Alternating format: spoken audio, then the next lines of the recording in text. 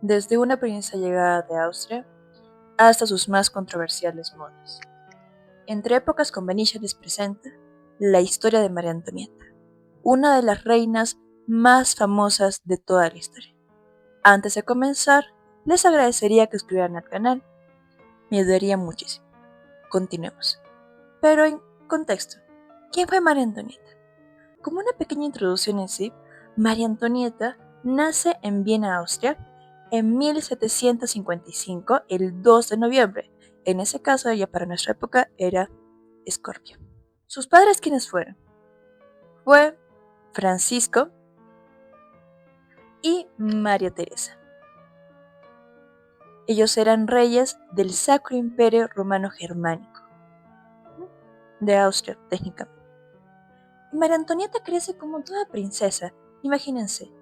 Le enseñan a bordar, le enseñan a tejer, le enseñan también a bailar, le enseñan etiqueta, le enseñan también a tocar diferentes instrumentos y algunos idiomas. Pero en sí María Antonieta no tenía la educación como para ser una reina, solamente una princesa. Pero en sí ustedes saben que la vida da muchos giros, y es en uno de esos giros en el que María Antonieta es comprometida con el futuro delfín de Francia, Luis XVI. Y entonces María Antonieta va a Francia desde Austria en una caravana bastante extensa, con más de 20 carruajes, imagínense. Y de allí, llegando ya a Francia y pasando la frontera técnicamente, unos días pasan y es allí cuando se casa con Luis XVI. Dicen los historiadores que su boda fue una de las más grandes de toda Europa y su vestido fue uno de los más hermosos. Imagínense, María Antonieta tenía 14 años cuando se casa y Luis XVI 16. Eran bastante jóvenes en sí. Y entonces, ¿cuáles son sus controversias desde que llega a Versalles? Enumerémoslas de esta manera. Una de las primeras fue el ser denominada austríaca. Contexto Venecia. En ese momento, históricamente, se hablaba de que Austria y Francia estaban constantemente en conflictos.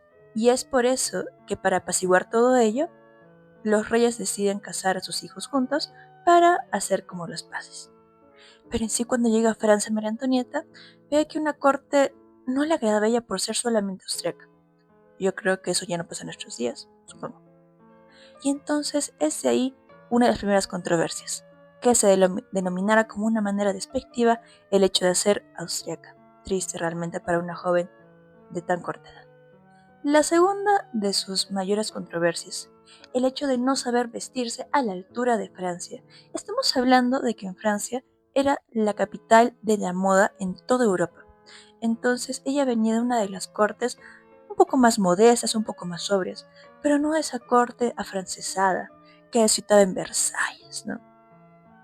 Entonces ella tiene que adaptarse y es en la adaptación en el que ella va a evolucionar en cuanto a su estilo y se comienza a vestir de una manera más afrancesada, que vendría a ser esta, la robe à la française, bastante utilizada este estilo por ella.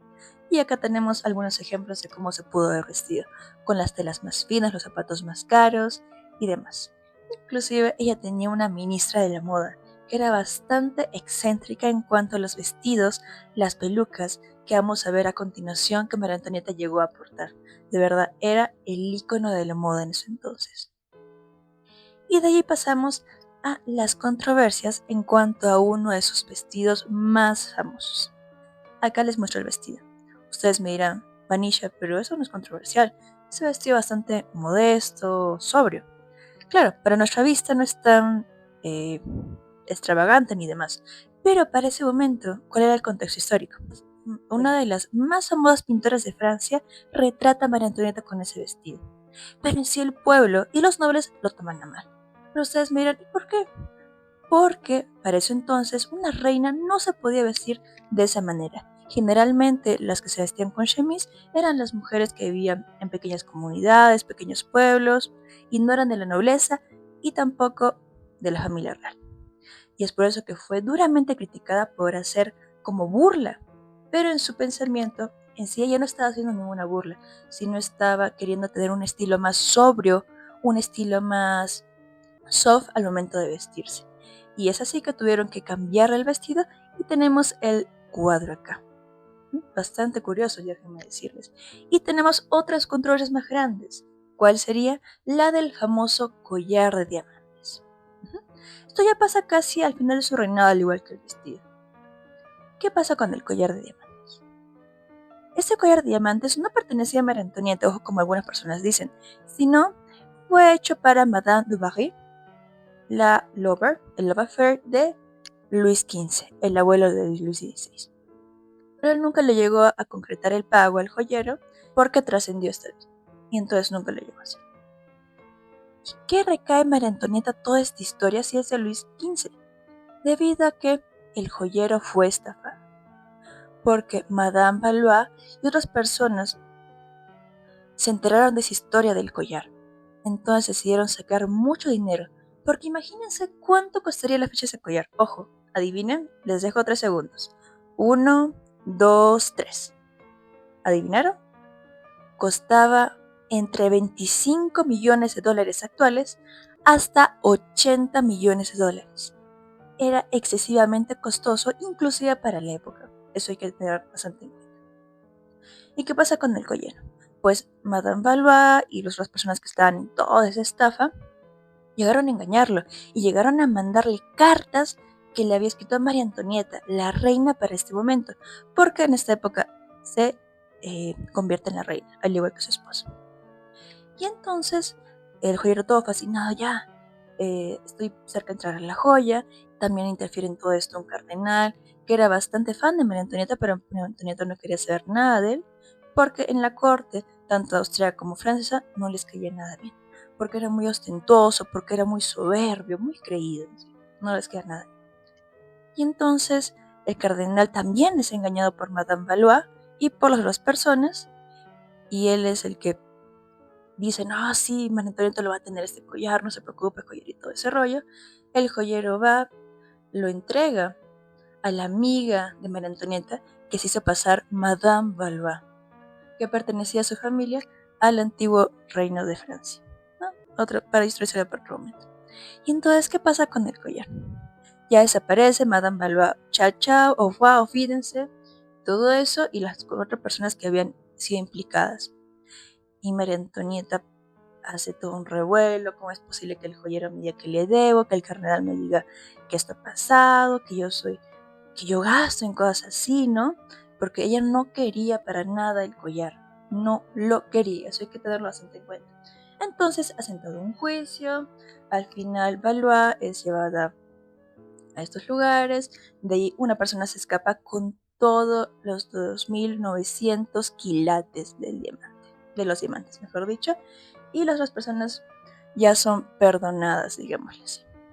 Una historia bastante curiosa, déjeme decirlo, y una de las controversias por lo que el pueblo francés no quiso a María Antonieta. Pero en sí, ¿será María Antonieta esta famosa villana que nos han retratado, despilfarradora de dinero, muy creída, que tenía muchos love affairs con todo tipo de personas?